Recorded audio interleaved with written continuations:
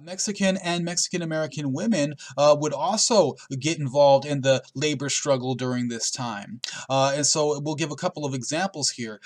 For example, in Los Angeles, maybe some of you have been to the garment district before. Well, in the 1930s, you had horrible conditions in the garment district. I'm not sure how they are today. It might not be that good either. But at this time, you could have Mexican American women working at these shops, making dresses, working super long hours, some of them working 15-hour days, and the pay was very low. And so in 1933, you would see women from 80 different shops going on strike. All right.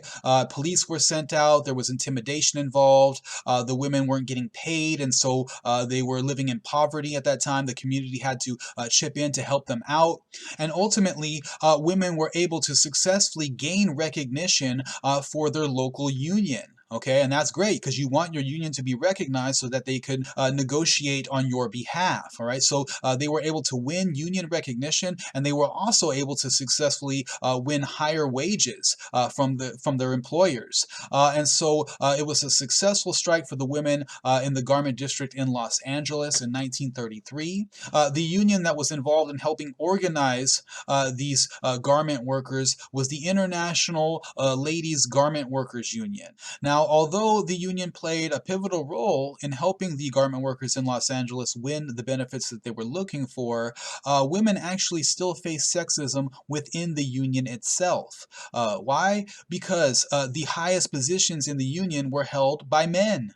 All right, in the International Ladies Garment Workers Union. The highest positions are held by men, though, and so women were kept from getting higher jobs, right? The union would help support men in getting higher jobs, and women were not able to gain higher positions within the union itself, right? So sexism existed within the Ladies Garment Workers Union. But still, the strike in the garment district in Los Angeles helped to really publicize the role of Mexican and Mexican American women in the labor struggle.